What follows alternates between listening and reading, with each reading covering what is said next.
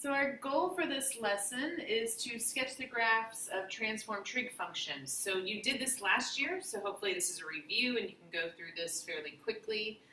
And then also to see a graph and write the equation for the graph that you see.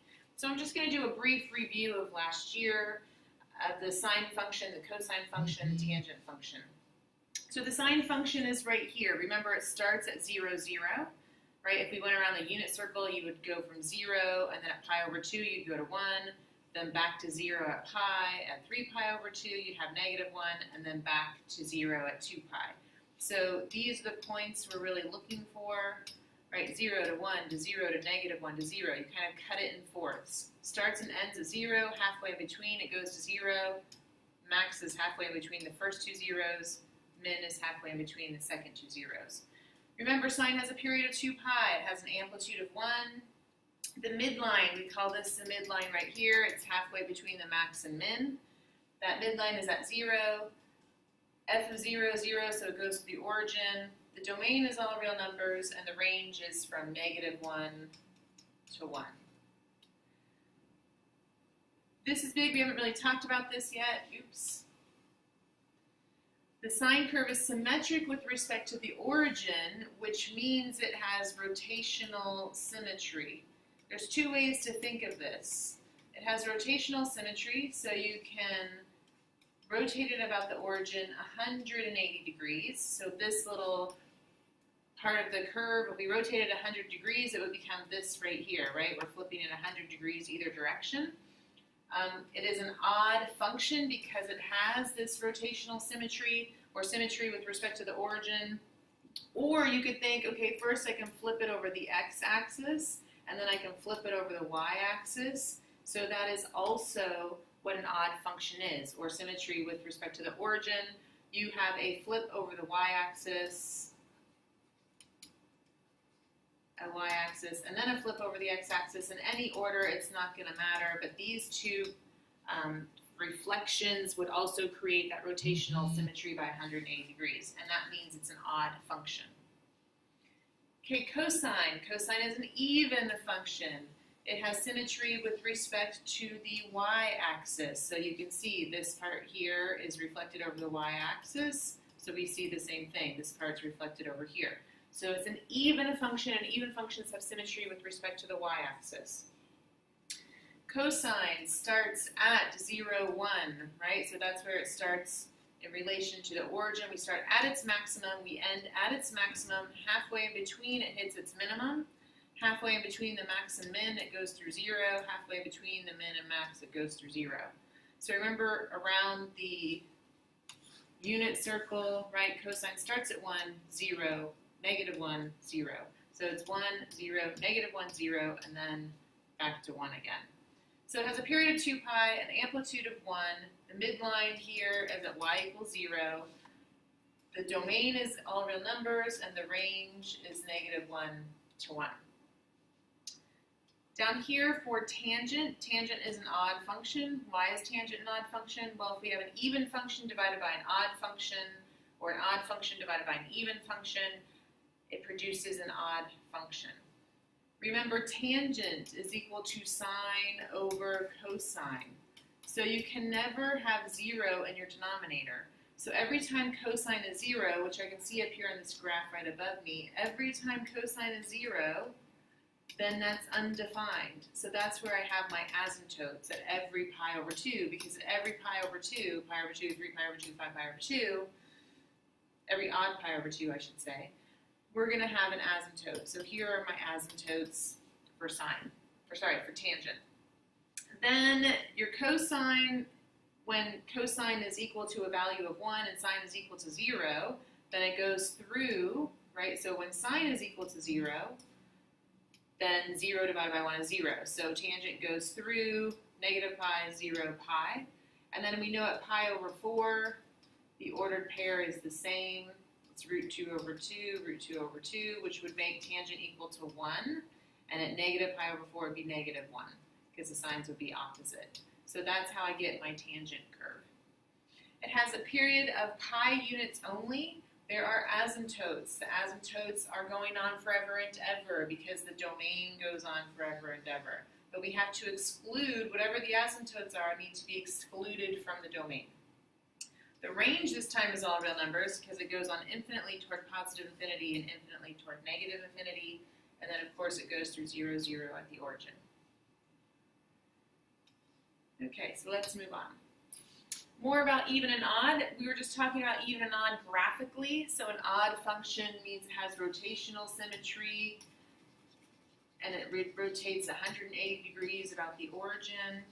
Or you can say it has a double reflection, right? It reflects over the x-axis and then the y-axis.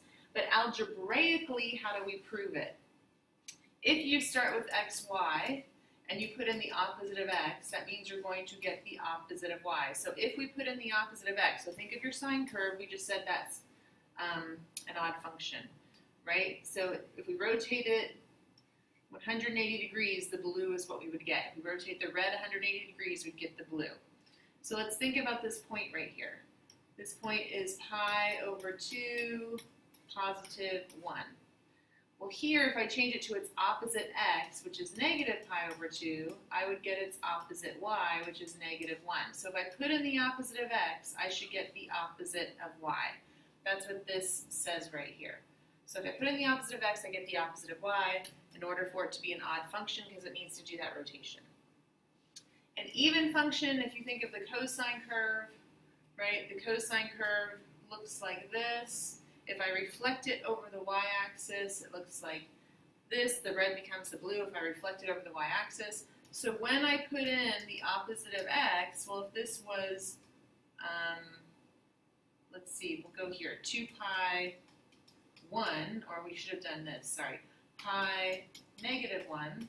So over here at pi negative 1, it's just negative pi negative 1.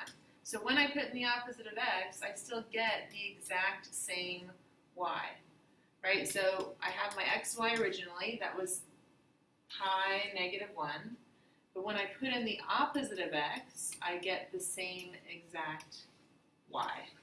So when I put in the opposite of pi, I get negative pi, I still get the same y value. So that's reflection over the y-axis.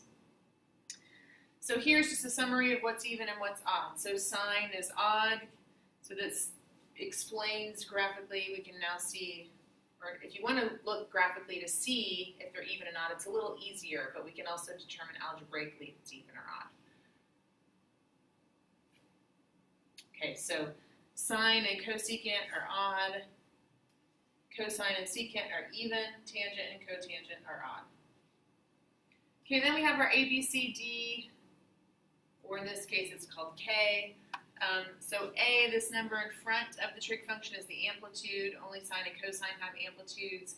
B impacts the cycles. It's the number of cycles per period, so it impacts the period, right? 2 pi divided by B is the period for sine or cosine.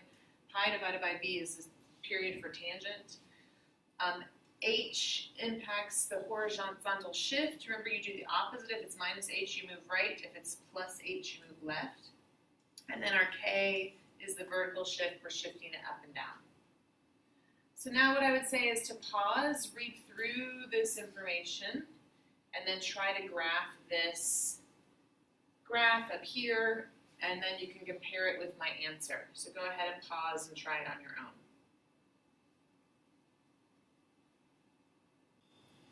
Okay, when you graph these curves, we want to see very specific points, right? So if you follow through these directions, it says, you know, first draw a dotted line at the midline. Well, we move the midline up 1 unit because of this plus 1. Then I have to recalculate my period, so it's 2 pi divided by 2 to get a period of pi units.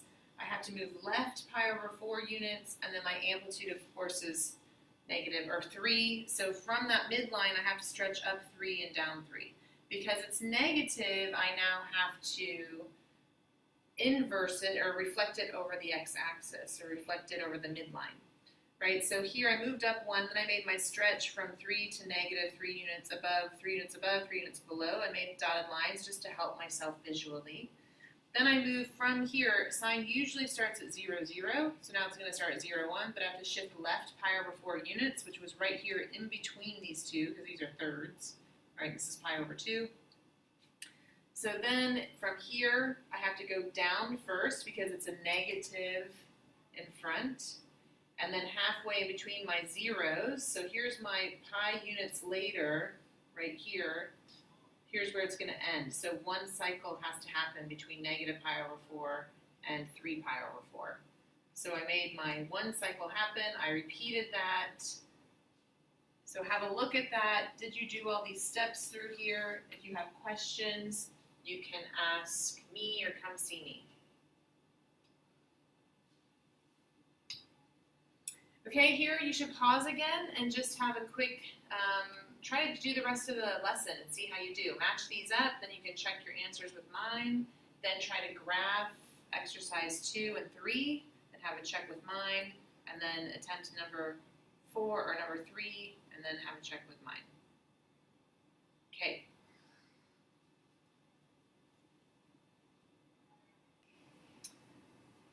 Okay, so for your matching, did you get B, C, E, F, D, A? If not, pause, go back and look, ask me or your pal questions. Sketch 2, does it look like my example 2? Compare, did you make a 4 pi over 3 period? Did you shift right pi over 6 units? So these are by 6, so this is pi over 6 units. Has a period of 4 pi over 3s. This is 1/3, 2/3, 3/3, 4/3, right? So every 2/6 is 1/3. It's a cosine curve. We had a vertical shift down by 1 unit, and then your amplitude stretched it out to 2.5 units above and below that. And look at your period through here. Cosine starts at its max, ends at its max. Halfway in between it meets its min. Halfway in between max and min is where its zeros are. For example 3, did you shift your midline up to positive 2? Did you then stretch up 2 units and down 2 units? Did you factor out, this was really important, factor out your 1/2 here. So when you factor out your 1/2, you have a shift right pi units, so we had to shift this direction pi units, and then you have quite a large period, it's 4 pi units. So we can't even technically get one full sine curve on this graph because we're starting pi units to the right. So here we would go from pi units to 2 pi to 3 pi to 4 pi to 5 pi and we'd be back. Or if I extend it to negative 3 pi, go negative 3 pi, 4 pi, or sorry, negative 2 pi, negative 1 pi, 0 pi. So this is one complete cycle of the sine curve. So look at that carefully. Pause if you need to look at it and take it all in. Example 3, if you look at this information, we have a period pi divided by 1/2, so the period is 2 pi units for this tangent. There is no amplitude for tangent, and the only other transformation we have is the shift right pi over 4 units.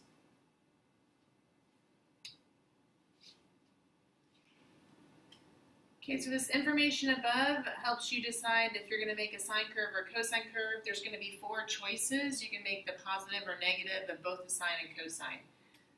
You can look here, we can have the blue dots are where we can make a cosine curve begin, the red dots are where the sine curve can begin. So look carefully and see if you have the proper shifts, the proper negative, all those numbers are important. So you can pause this and look at it carefully. Right, so this is pi over 12, 2 pi over 12, so that's why I have a positive pi over, or we're shifting right pi over 12, up 1 unit, stretching 3 units, started with the negative, or shift left pi over 6 units, and then all the rest is the same, and it's a positive, right? So then look at this last one. We're running out of time here on the video, but it's function notation. So this f of g of x is that composition of function notation, so it's h of f of x, so that means we're going to take the f of x and insert it for the x of the h of x. So I did that here. It's sine 2 times the f of x minus pi over 2. I simplify, make sure you factor out that 1/2, and then here's the information it asked. So your teacher asked questions if you have any issues. Bye.